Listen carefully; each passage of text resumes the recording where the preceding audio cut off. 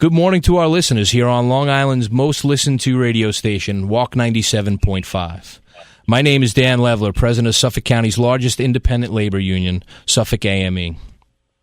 It's a pleasure to welcome you back to Suffolk Matters, where Suffolk County meets the men and women of Suffolk County AME.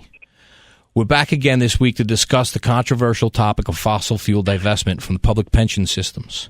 Last week, we heard from leading expert on the cost of divestment, and this week we're pleased to be joined by two New York public sector union leaders who oppose fossil fuel divestment and using our public pensions as a political football in the climate change debate. So this morning we are joined by Mike Karubi. He's the president of the Subway Surface Supervisors Association. I hope I said that right. It's the second largest transit union in New York State Transit Authority. Good morning, Mike, and welcome to Suffolk Matters. Good morning, Dan. Thank you for having me. Pleasure. And so why don't we start a little bit with your union and what your union does, just for context for our listeners this morning. And we are like you said, the second largest MTA union on the property amongst about 33 unions. We, our member base is supervisors. We supervise train operators, bus operators, track workers, station agents, and titles such as that. So that's a handful all on its own. Yes, it is. Yes, it is. So you were one of the first labor union leaders in the state of New York to join this effort, to push back on this political effort to divest pensions from fossil fuel holdings. Why did you decide to get involved?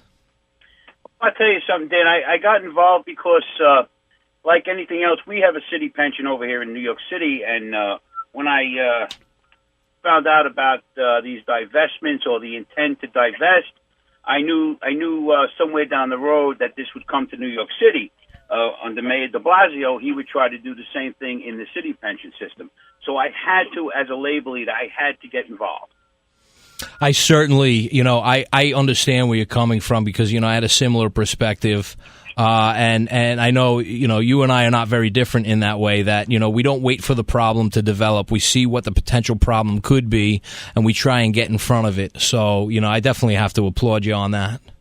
Thank you. So, do you think taxpayers, aside from union members, will feel the impact of an underfunded pension system? I believe they would.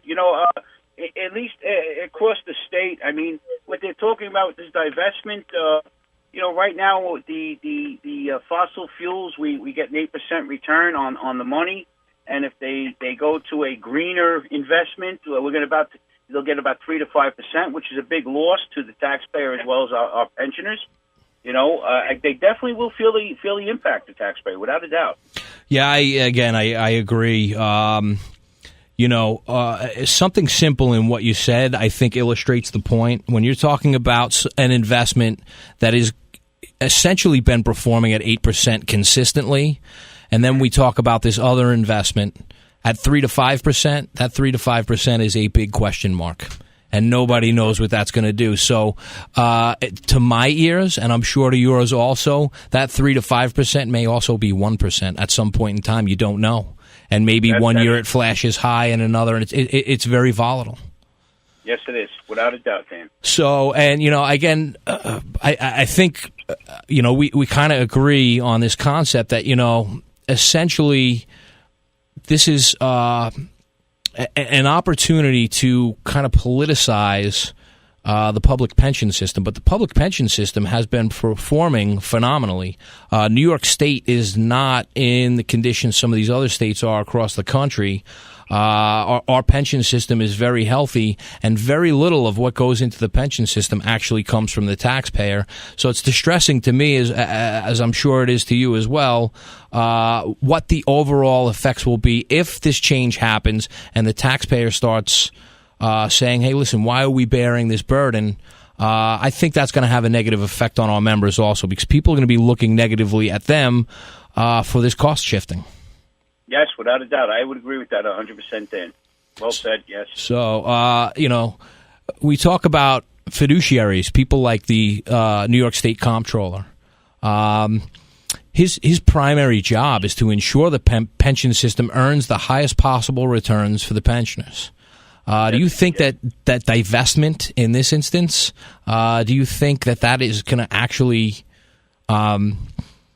help earn the highest possible returns?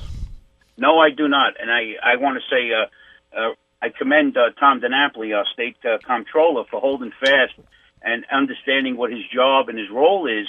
And, he has not committed to any kind of divestment. As a matter of fact, he outwardly opposed it. And I commend him for that. And I hope that he stays firm, because he does have a fiduciary responsibility to the state taxpayers as well as our pensioners, our members. Yeah, he certainly does take this job very seriously, and I think he's done a phenomenal job across the board. Yes. Again, one of the things I like to point out is that through the investments, the level of investments that the common retirement system has in fossil fuels, we have a seat at the table, quote unquote, in New York State through the comptroller, DiNapoli, to be able to put pressure on some of these companies and say, listen, you got to clean up your act. You've got to prepare for what's next.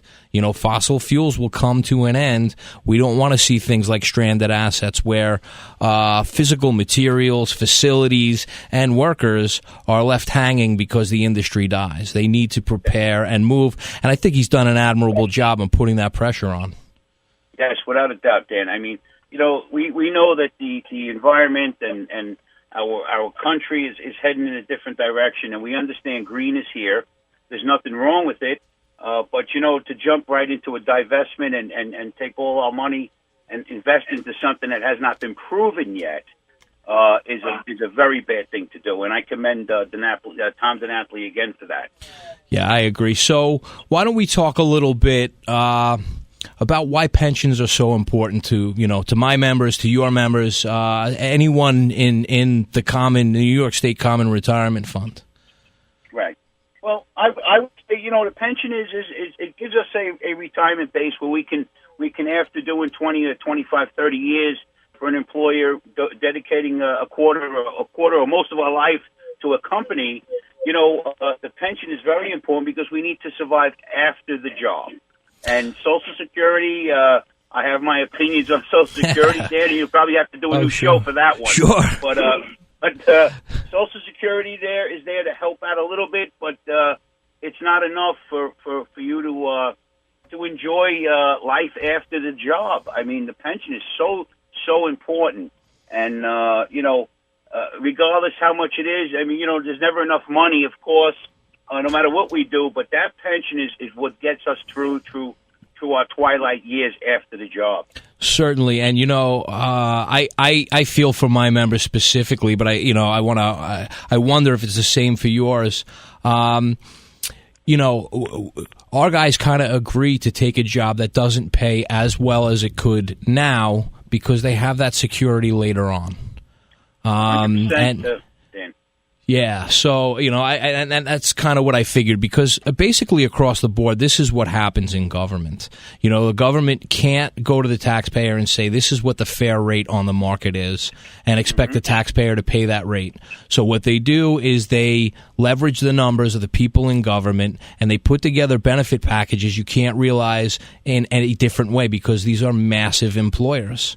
And so as massive employers, they have the numbers to get better deals on programs. And so it takes that burden away from the taxpayer, but it still makes it palatable. Mike, especially in your union, you can't have a guy phoning it in, quote unquote. You need to know that you have the best of the best. Lives depend on what you do. People have to get to where they've got to go, and it may not always be a life or death situation, but it is a quality of life issue, and your members are responsible to make sure that people, systems are running on time and people get to where they've got to. Yes, indeed, Dan. 100%. So, again, our guest is Mike Karubi, and he joins us from the Subway Surface Supervisors Association, second largest transit union in the New York State Transit Authority.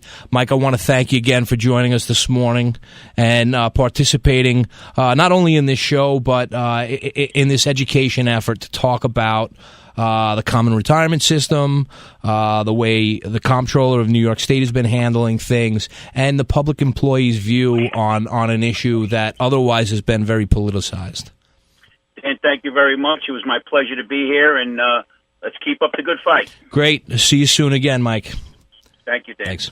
Our second guest this morning is Brian Sullivan, president of Nassau County Sheriff's Corrections Officers Benevolency Association. Brian, welcome to Suffolk Matters. And why don't you first tell our listeners a little bit about your union and the work your members do? Okay, good morning. Again, my name is Brian Sullivan. I represent Nassau County Correction Officers only. I represent about 1,200 active and retired correction officers. Nassau County is just outside New York City. We get a lot of our own prisoners. We get a lot of prisoners from New York City. We have a lot of problems with gangs and MS-13s and Bloods and Crips and all that type of stuff. Sure, absolutely. And your members are basically, in those facilities day in, day out, making sure that the people in the system are safe, and the people in the surrounding neighborhoods remain safe, and society remains safe. So certainly a big thanks to you and all your members for what you guys do. I appreciate that very much. Thank you. So you recently came on board with this growing coalition of labor leaders who are pushing back on the political efforts to divest from fossil fuel holdings. Why did you decide to get involved? Well, I definitely wanted to get involved in this. I've had a long-standing relationship with Tom DiNapoli, the comptroller of New York State, and I definitely trust his input on these types of things. I go back to when he was an assemblyman in New York State. Sure. And I know that he is completely against this divestment because it basically seems to me that this seems like feel-good legislation about we're going to try and do our best to save the environment and everything else, and that's definitely a noteworthy type of endeavor to get involved in. But it doesn't take into account the reality of just divesting a pension system the size of New York's of what the far-reaching ramifications of this are going to be. Certainly. Go ahead. I'm sorry. No. I was agreeing with you. Oh, okay. Yeah, there's a lot of information out there about what's gone on in different states, in California, and things that have gone on in New York State.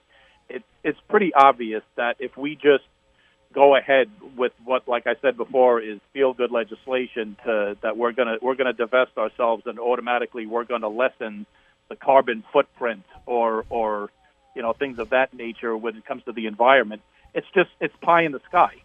It's not going to reduce any carbon footprints. It's not going to change. Just divesting from the pension system is not going to change the use of fossil fuels. All it's going to do is just shift monies out of the New York State pension system and create an undue burden on the municipalities that we serve and on the taxpayers. It may definitely result in decreased services, in increased taxes, and none of this seems to be taken into account by any of the individuals that are just trying to pass this feel-good legislation. No, and listen, I agree. One of the aspects of this that I keep mentioning is if New York State were to pull out of its investments, those shares don't just disappear. Other people buy them, and the right. people that buy them are an unknown quantity. We know that the comptroller, because of the size of the investment we have in fossil fuels, has been pushing these fossil fuel companies to prepare for what's coming next. So that's a point well taken. So in your opinion, you think taxpayers, aside from union members, you think taxpayers are going to feel the impact of this underfunded pension system? Oh, I definitely think taxpayers are going to feel this. This goes along with a lot of other things that come out of New York State that are unfunded mandates. There's a lot of things that develop in the state system as legislation that puts unfair and unfunded mandates on the lower municipalities, the counties and the towns and the villages. This goes right along the same lines of that we have these pie in the sky ideas. Everything is going to be wonderful, but we're not going to have anything planned for the whiplash effect when it comes around and the municipalities now have to foot the bill for this money that's missing for these statutorily required pension payments. So who is it going to get? Who is it going to get thrown onto? It's going to get thrown onto the taxpayers either by increased taxes or by cutting out necessary services, essential services in the municipalities, and it's just unfair. Yeah, and I think it's important to point out when we talk about taxpayers, that's my members, that's your members. Anyone who's in the Common Retirement Pension Fund in New York State, they're taxpayers also. So this cost shifting will happen to everyone, but I think additionally it kind of impairs that public bond that exists between the workers that provide all these services for every municipality and everyone in New York State and the taxpayer. Because essentially that trade-off is, listen, you're going to make a little bit less than you would in the private sector, but you will receive these benefits that you otherwise wouldn't get. And the retirement system is an excellent vehicle to pool these resources together and create a benefit that you couldn't achieve due to the vast numbers involved. You couldn't achieve on a smaller scale, and certainly not on an individual scale. Without a doubt. And you look at the New York State pension system, it's probably the best run pension system in the country. And why we would want to start tinkering with that, it seems like if something's working, the mentality is always, if it's working, we got to fix it. Right. So, I hear you. So, and tremendously to that end, when we talk about how the pension system works in New York State, a technical aspect of this that probably just people don't think about. Why would you think about it? You go about your life and you do what you do. But in the New York State retirement system, the comptroller basically runs a mock index, he watches what index funds do and twice a month gets together and makes adjustments to the system. So when the world is ready to make this move, which the world does need to get ready to make this move, it will naturally, this system will naturally be divested from by the market. Forcing this now and forcing this because it is a political talking point, I think creates undue burdens on the taxpayer. Would you agree? I agree completely. And you talked about diversification. It's one thing to diversify and start planning for the future when we're going to start making these moves for fossil fuels and everything else. But the alternative forms of energy just haven't caught up yet. And to have this mindset that if we just change the financials of it, that these other things are going to catch up and everything is going to be sunshine and roses. It's not. Well, not fair, and it's not really thinking this thing through. If we start getting into diversifying these programs and finding better things and funding alternative sources of energy, that's where you're going to be able to diversify these plans and these portfolios. Just yanking the money out and crossing your fingers and hoping it's all going to work out is just fine.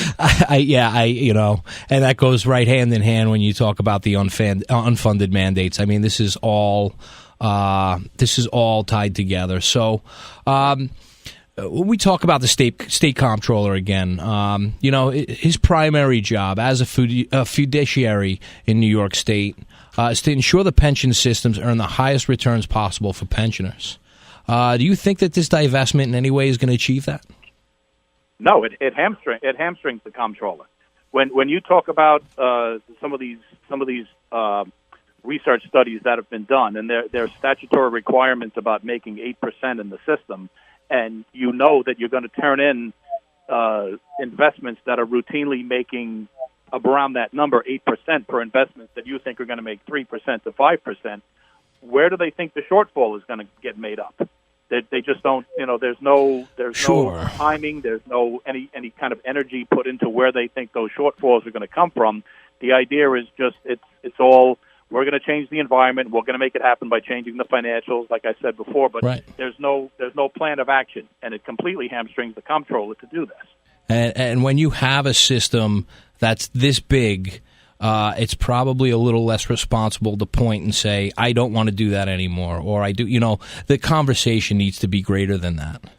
Without a doubt. When you start talking about hundreds of millions of dollars in lost revenue that's going to be going to current pensioners and future pensioners, I mean, people have worked. Currently I'm in my job. The end of this 2 weeks, I finished 30 years on my job. You know, I've paid plenty of years into the system. Everybody funded this. And then you start talking about how we're going to change the rules of the game at the end of the game. Right. It's not realistic. No.